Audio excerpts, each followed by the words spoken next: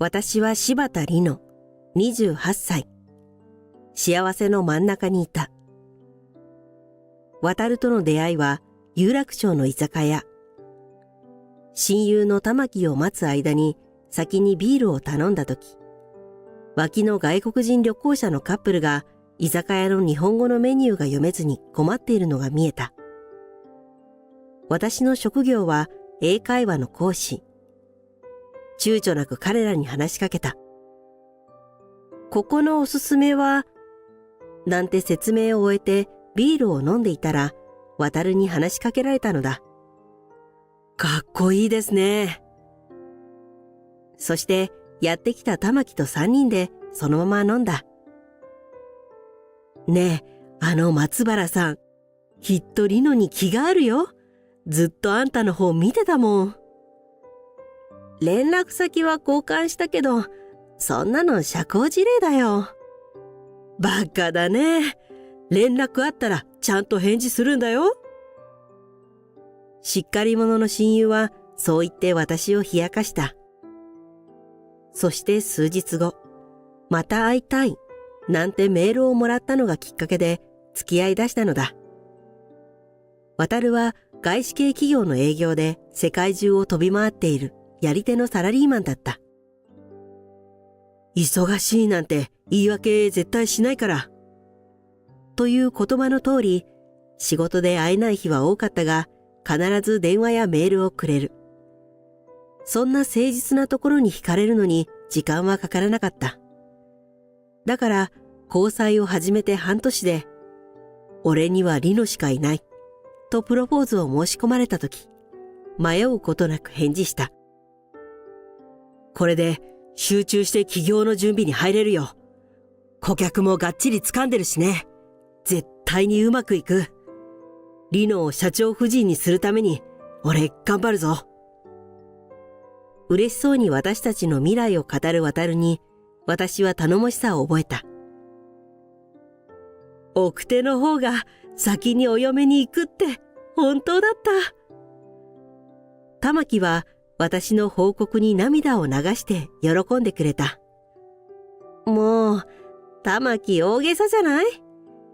だって、嬉しいじゃないのよ。よっしゃ、今日は寝ずに飲もう。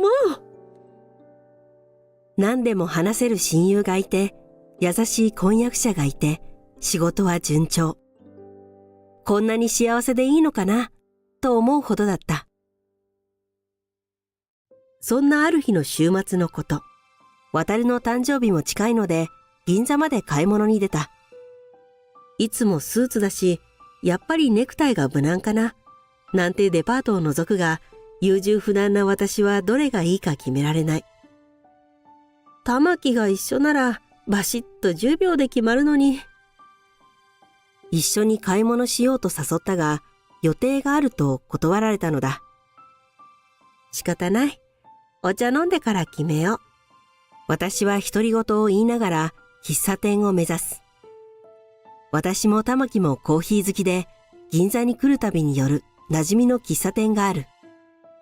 大通りから入った路地裏にあって、いつも静かでいい場所なのだ。店の看板が見えてきて、席は空いているかなとガラス張りの店内に目をやって驚いた。玉木がいたのだ。何よ、人には予定があるとか言っちゃって。とそのまま進もうとして、止まった。玉木の向かいにいたのは、渡だった。ドキンと心臓が鳴った。なんで二人が一緒にいるの？建物の影から目を凝らして二人を見る。窓際のテーブルに向かい合わせに座っていて、他には誰もいない。どういうこと？胸のざわざわが収まらず、私はそのまま帰宅した。なんだよその発音。調子に乗ってんじゃねえよ。両親の仕事の都合で13歳までアメリカにいた私は、転校早々英語の発音が調子に乗っているとやっかみの対象になった。クラスメイトに馴染めず、寂しい毎日を送っていたある日。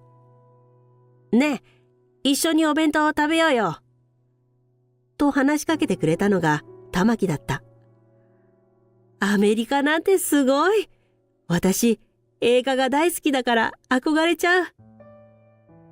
屈託なく話す玉木に、どれほど心が救われたか知れない。そんな明るい玉木のおかげで2学期を迎える頃には、すっかりクラスでも打ち解けることができたのだ。その後、高校も大学も専攻は違えど同じ学校を出た。そばにはいつも玉木がいて、一緒に泣いて笑った。おばあちゃんになってもさ、こうやって美味しいコーヒー飲みたいね。玉木の言葉に私は笑ってうなずいた。家に戻り、一人でコーヒーを飲みながらそんなことを思い出していた。そうだよ。あの玉木が私を裏切るようなことをするはずがない。渡さんだって。何か理由があるはず。私は疑いの心を持ったことを恥じ、二人からの説明を待つことにした。しかしその晩、どちらからも連絡はなかった。リノが見たかったって言ってた映画始まったね。行こうよ。玉木からそんなメールが2日後にあったけど、あの日のことには触れられていない。渡からも、おはよう、おやすみ、といつもと変わらない口調のメッセージがあるだけだった。返信もできず、もやもやは晴れない。ちょっと、具合でも悪いの？既読無視はないんじゃないの？そして週末、玉木からの電話を受けた。少し風邪気味で。そう言うと、電話の向こうで玉木がと声を出す。そうなの？大丈夫？何か買っていこうか？ちゃんと薬飲んだ？いつもと変わらない玉木の声。私を心配する様子に偽りの微塵も感じない。なのに、どうしてあの日のことを話してくれないの？二人に直接聞けばすっきりする。そんなのはわかってる。でも、そんな勇気は私にはない。何気弱になってんの。そう元気づけてくれるのはいつも玉木だったのに。うつうつとした気持ちのまま数日が過ぎ、元気のない私を心配してくれた職場の先輩が、ランチでもどう？と誘ってくれた。最近元気ないけど、どうしたの？そう言われて私は、すみません。ちょっと友達と喧嘩しちゃって、と適当に答えた。すると先輩は眉間にシワを寄せて小声で言った。ねえ、リノちゃん。余計なことだったら本当に申し訳ないんだけど、この前、会社で飲み会やったじゃない？私は予定があって行けなかった日の？そう。それでね、その日は新橋の居酒屋だったんだけど、そこでね、あなたの友達の玉木さんを見たのよ。先輩の思いがけない話の内容に私は手を止めた。彼女、よくうちの教室にあなたを迎えに来るでしょ？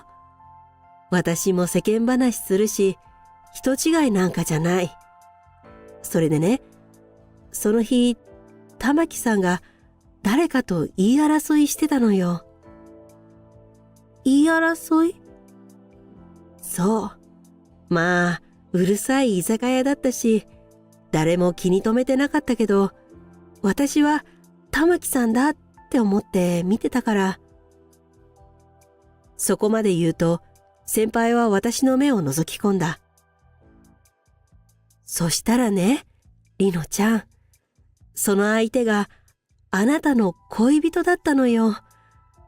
私びっくりして、何度もあなたの SNS に載っけてる恋人の写真を見直したけど、間違いなかった。渡さんだっけ？彼と玉木さんだった。あの日は私も飲んでたし、つまらないことであなたに心配かけても仕方ないと思って黙っていたけど、りのちゃん元気なくてさ。ごめんね、余計な話して。いいんです。と答えたが、手の震えが止まらない。疑惑は確信に変わった。世界で一番信用していた二人が私を裏切っていた。君しかいない。おばあちゃんになっても。そんな言葉を誰よりも何よりも信じていた私はなんて愚かなのだろう。全部嘘だったのだ。その日、私は数日有給をもらった。とても仕事ができる状態ではなかった。ちょっとりのちゃん、思い詰めないでよ。何かあったらいつでも連絡してよ。そう言ってくれた先輩に頭を下げ、私は家に帰った。渡からのメールも玉木からの電話も無視をした。出張中だから電話できなくてごめんね。元気してる？返事がなくて心配しています。起業の件で相談があるんだ。いいオフィスを見つけたよ。きっとリノも気に入る。六本木。メールの向こうに渡の笑顔が浮かび、涙がにじむ。でも、と力を込める。帰ってきたら話をしましょう。と勇気を持って返信した。はあ、とため息をつき、重い体を起こしてやかんに火をかけた。その時、ピンポンとチャイムが鳴った。立て続けにドアが叩かれた。リノ、大丈夫？いるの？玉木の声だった。ガチャンとドアを開けた瞬間、彼女は泣きながら飛びついてきた。びっくりして息が止まった。ちょっと、玉木？うぐっと喉を鳴らす玉木の肩を抱いたまま、私は部屋に連れて行く。声をかけるにかけられず、私はコーヒーを入れてカップを玉木に置いた。すると、彼女は涙でぐしゃぐしゃの顔で私に言った。リノ、ごめん。その先は分かってる。そう言おうと思った。でも、あの男、最低のクズ野郎だよ。出かかった言葉が引っ込んだ。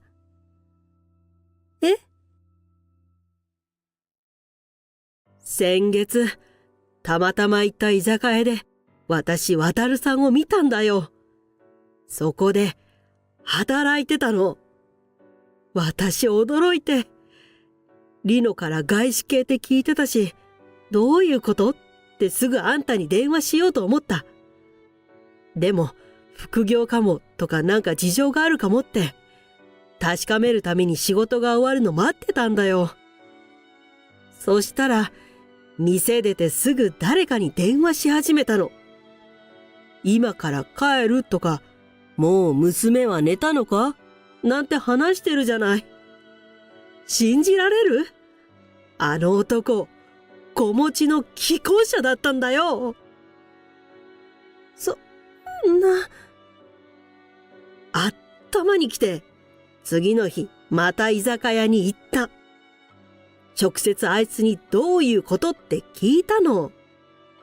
そしたら、超動揺しながら、話せばわかるとか、このことはあんたに内緒にとか言い始めて、正直殴りたいくらいだったけど、リノの大事な人だもん。話があるならきちんと話してって。この前銀座の喫茶店で会った。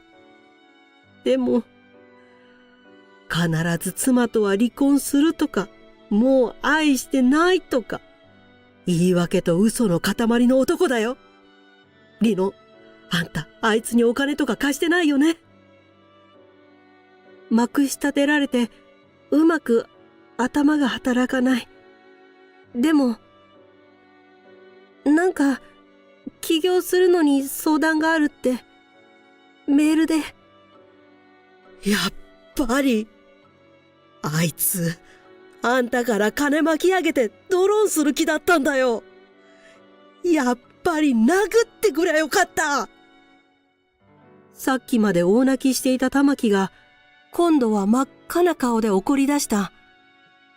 それがどうにもおかしくて、私はふふふっと笑ってしまった。渡に裏切られたことより、玉木がここにいることの方がずっと嬉しかった。あんた、何笑ってんの？復讐してやる、と息巻く玉木に私は言った。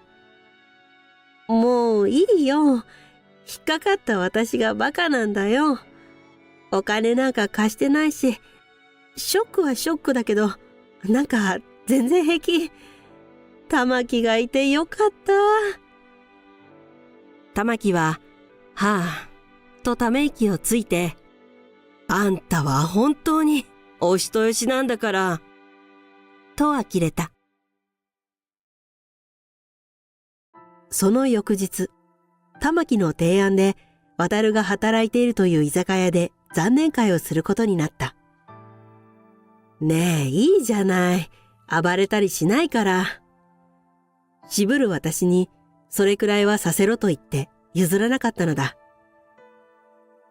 店内は混んでいたが、私はすぐにその中に渡を見つけた。居酒屋のハッピに前掛け姿。私と会うときはいつもスーツだったのに、と思うとおかしくなってくる。すると、玉木が大声で、すみませんと近くの店員を呼び、その声にびっくりした渡はこちらを見た。生ビール2つね。今日は私たちお祝いなんです。と店員に話している。この子、クズみたいな彼氏と別れられたんで、お祝い。はあ、と店員は苦笑いし、厨房に入っていった。